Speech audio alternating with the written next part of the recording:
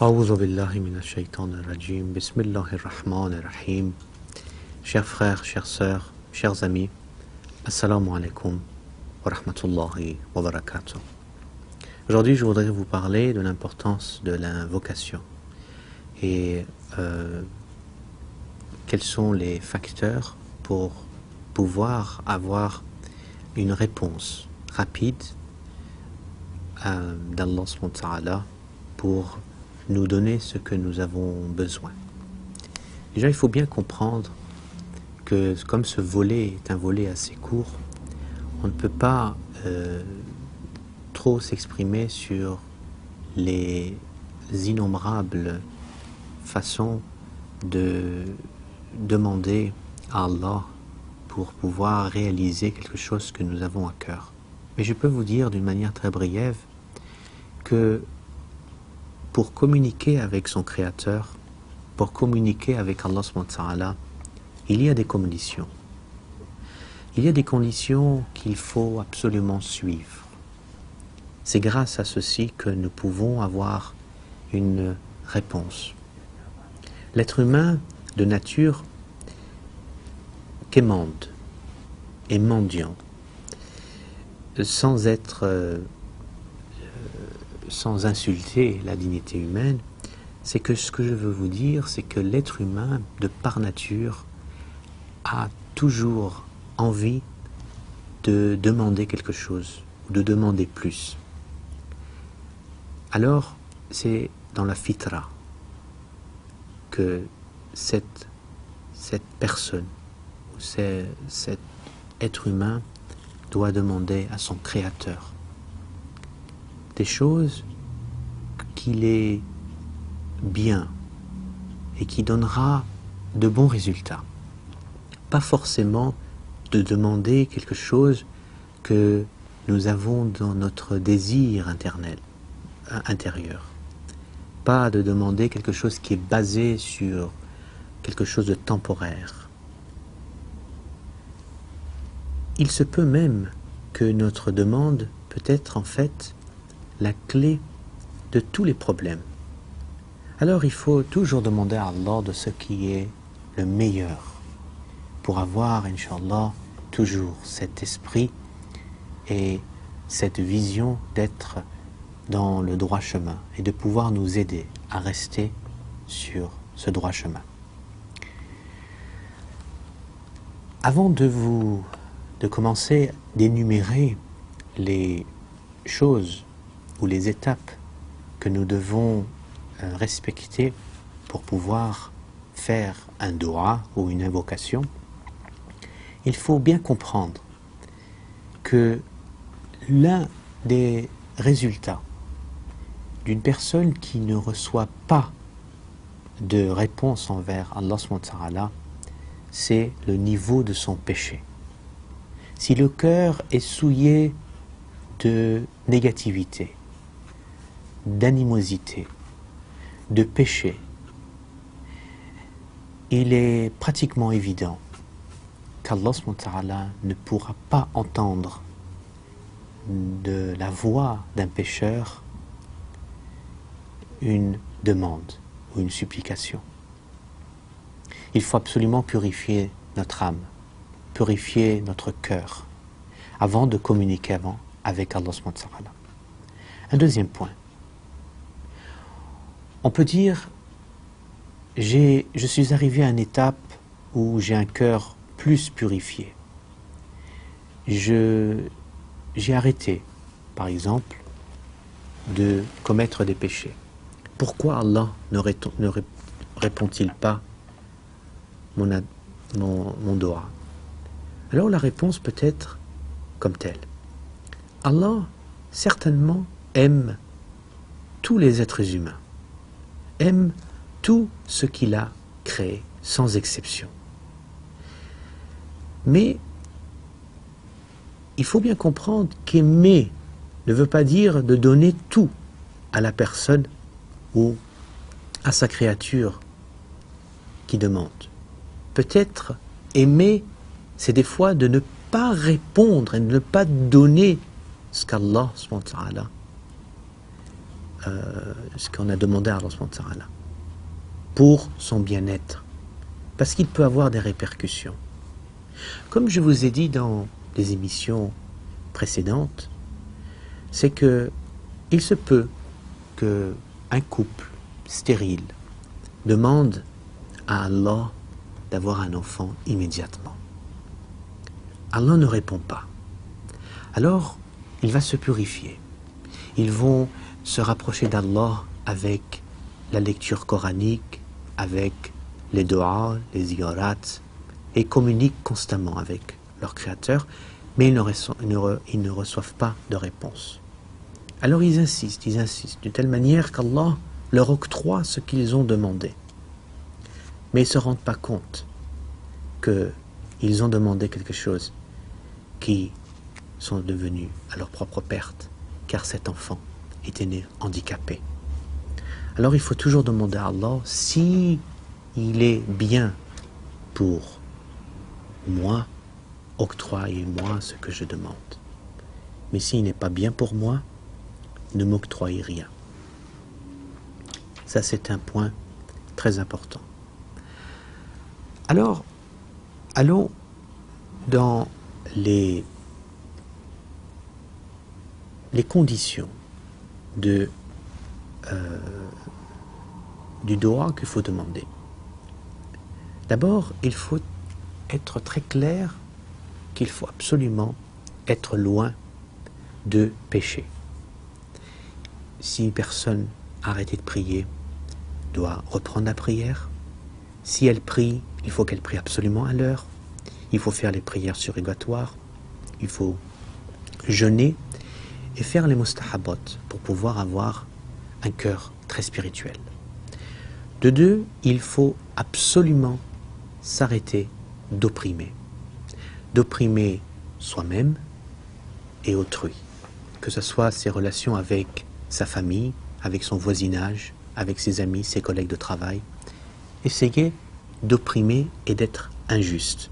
Car l'oppression est l'une des choses qui bloquent totalement la communication avec Allah subhanahu wa ta'ala. Des fois, des choses très petites peuvent être considérées comme de grandes oppressions. De ne pas nourrir ceux qui vous demandent, de ne pas aider, si vous êtes dans la possibilité, la capacité d'aider, de ne pas aider quelqu'un qui vous demande, ou etc. Il y a d'autres et plein d'exemples sur l'oppression.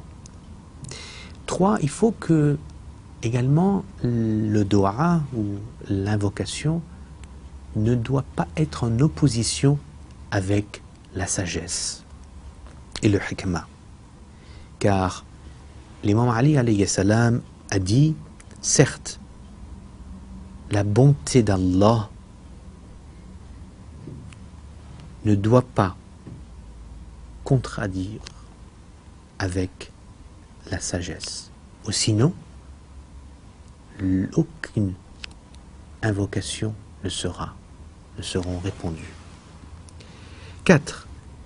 Également, il faut absolument que l'invocation soit à Allah subhanahu wa ta'ala, à lui, et seulement à lui. Car Allah seul a le pouvoir octroyer ce qu'il veut à ses créatures. On ne peut pas demander à un magicien, ou à un marabout, ou à un sorcellier, ou quelqu'un qui a, soi-disant, des pouvoirs, de demander de vous aider à quelque chose que vous avez dans le cœur et que vous voulez absolument que ça se réalise. Seulement Allah subhanahu wa ta'ala qui est capable de vous répondre. Mais il faut bien comprendre. Demander à Allah subhanahu wa ta'ala directement, c'est que c'est lui qui va, Inch'Allah, vous octroyer ce qui est bien pour vous. Mais vous pouvez demander à ce que quelqu'un demande à votre place également à Allah pour pouvoir vous octroyer ce que vous voulez. Par exemple, à demander à, par exemple, vos parents. Dites à vos parents, faites-moi un doua pour moi et demandez à Allah de pouvoir avoir une chose pour se réaliser. Vous pouvez demander au noble prophète Mohammed sallallahu alayhi wa sallam, étant donné qu'il vit et que son âme est toujours là. Vous pouvez demander aux nobles et aux saints imams et aux Ahlul Bayt de prier pour nous. Donc c'est quelque chose que nous pouvons faire. Maintenant, nous allons avoir le adab et l'étiquette de comment invoquer et demander à Allah ce que nous voulons. Toujours, premièrement, commencer par le basmallah, c'est-à-dire le bismillahir-rahmanir-rahim, au nom d'Allah. Et tous les doigts doivent commencer par Allah et se conclure avec Allah. C'est ce que le noble prophète, le prophète Mohammed sallallahu alayhi wa sallam, qui a dit dans un hadith, toute invocation doit commencer par Bismillahir-Rahmanir-Rahim. Ensuite, il faut que l'invocation soit pour louer Allah, pour acquiescer et admettre qu'Allah est le plus grand et que son règne et son royaume est quelque chose de immensément grand. Et que nous prions et nous demandons à Allah ce qui sera de bien pour nous. Et que tous les doigts doivent être dans le sens de la grandeur d'Allah et l'unicité totale et absolue d'Allah. 3. Il faut absolument que l'invocation soit Salli ala Muhammad wa ali Muhammad, que ce soit en demandant bénédiction et paix au noble prophète Mohammed sallallahu alayhi wa sallam et à sa sainte famille et les Ahlul Bayt. Également, il faut que ça soit un dua avec l'intersection ou la demande par des ma'soum. Comme je vous ai dit tantôt, on ne peut absolument pas demander à autre qu'Allah de pouvoir résoudre nos problèmes. Mais l'intersection, c'est-à-dire de demander aux grandes âmes qui ont une communication les plus pures et les plus directes avec leur Créateur, de demander de prier pour nous et de demander à Allah de pouvoir répondre à ce que nous avons besoin. 5. Il faut absolument qu'on accepte iqrar al-dhunub et qu'on confesse à Allah nos péchés et qu'on demande pardon, el tauba, d'arrêter de ce que nous voulons faire. Et c'est avec cette promesse que nous donnons à Allah qu'Allah va nous entendre et répondre à notre demande. Il faut également implorer et supplier Allah du fond du cœur, avec des larmes, tout en demandant le pardon, tout en demandant à Allah de nous guider dans le droit chemin. Et le doua qui vient du fond du cœur, un cœur brisé, qui n'a aucune autre personne qui peut l'aider sauf Allah. Et c'est avec ce cœur brisé, avec cet amour que nous avons envers les Ahlul Bayt, Allah va vous répondre immédiatement, comme un miracle. Et de nombreuses personnes peuvent vous dire la puissance des réponses qu'Allah et la rapidité qu'Allah a donnée en réponse à ceux qui avaient les cœurs brisés et qui ont demandé, implorant Allah qui ont demandé au Ahlul Bayt de prier pour eux.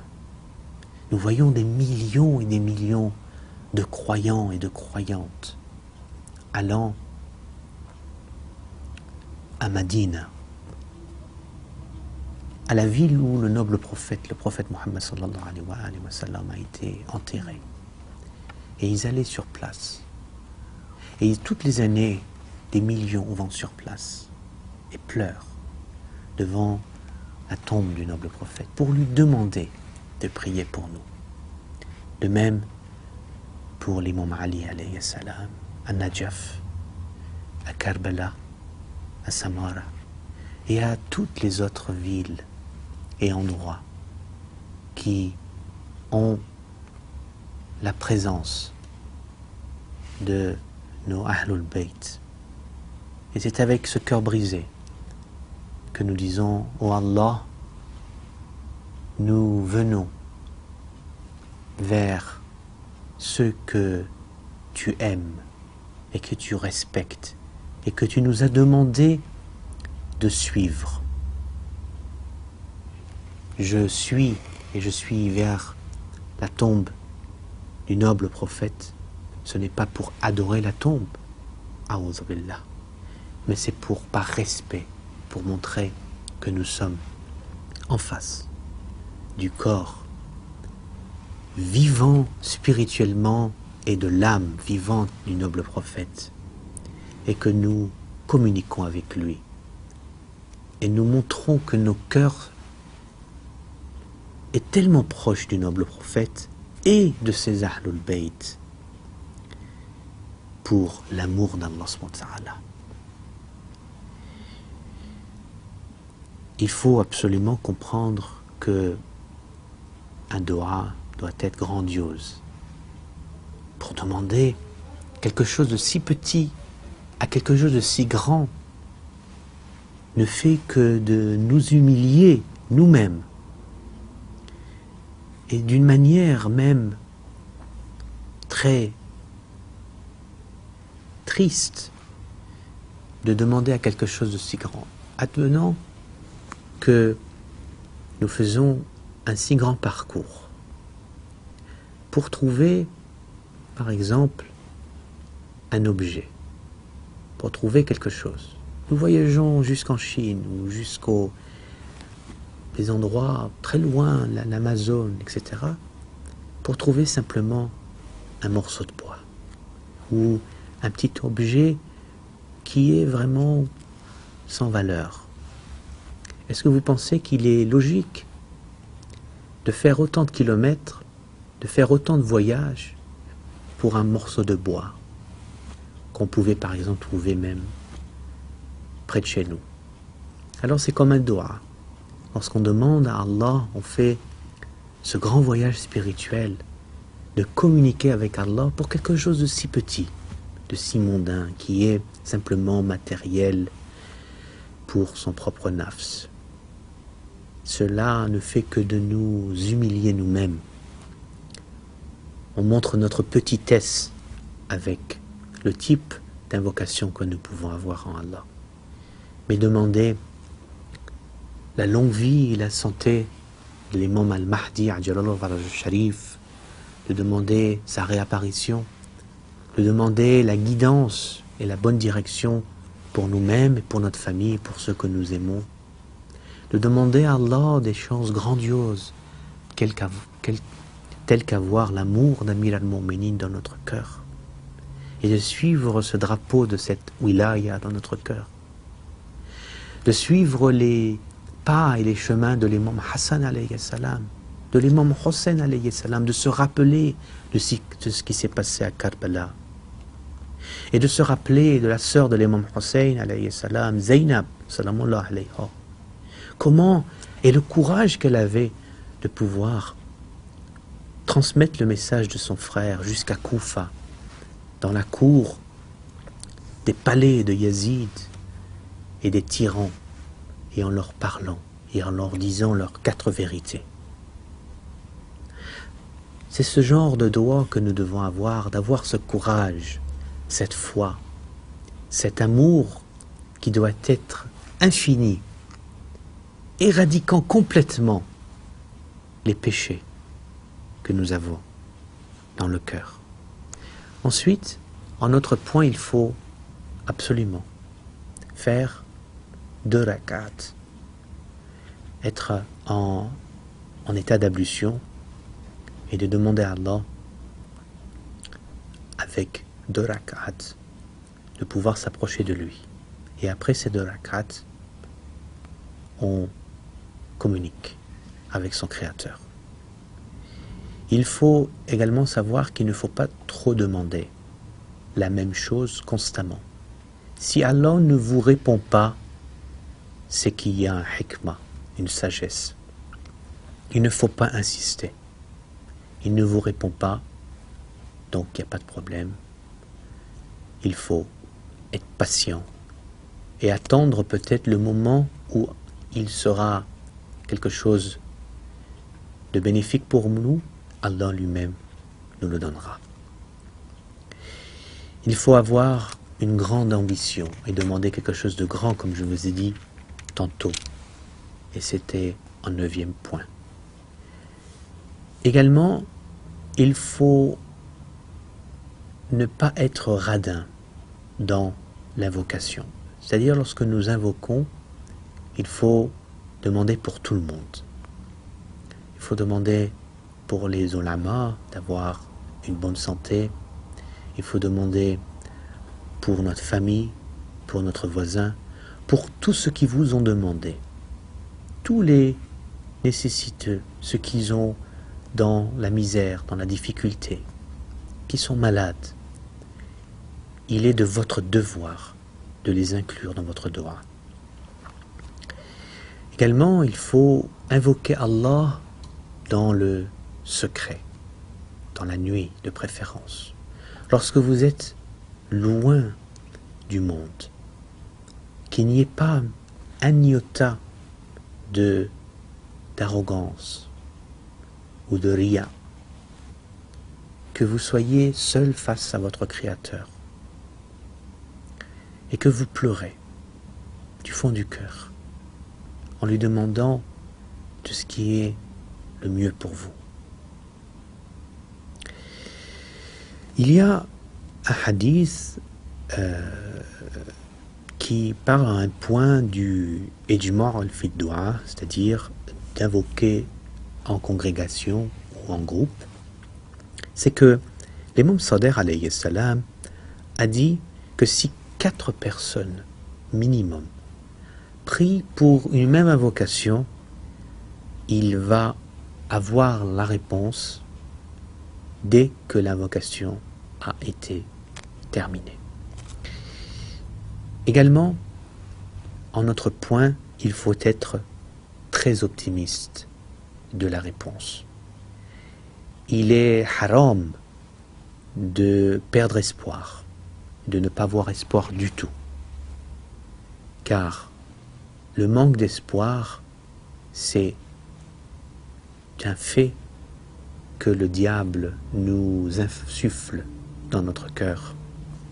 Alors il faut avoir beaucoup d'optimisme et de savoir que, Inch'Allah, la réponse va venir. Et ce qu'il va nous arriver, c'est en fait une volonté d'Allah et que Allah sait mieux que nous de ce que nous devons avoir. Il faut également demander dans un moment qui est particulier.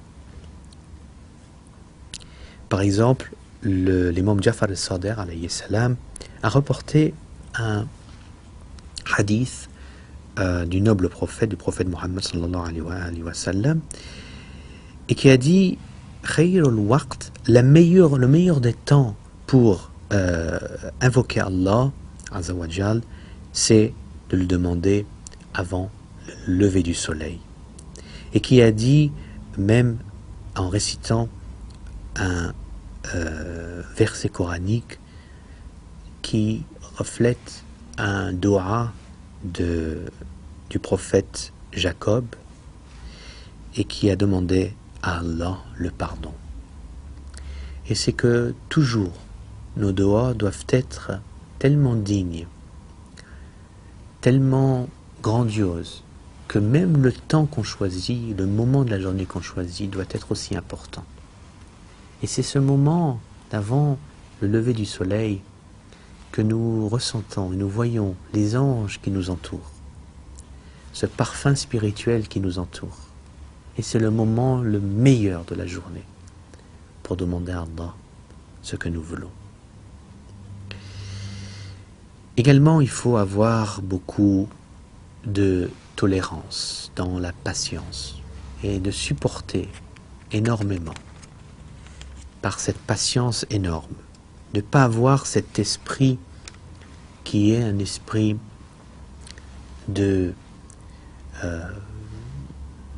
qui manque de patience, qui veut quelque chose d'être adjoul, quelqu'un qui veut absolument très vite, tout de suite. Il y a une raison. Il faut savoir attendre. Il faut attendre pour avoir une réponse mûre d'Allah. Quelque chose qui va être très bénéfique.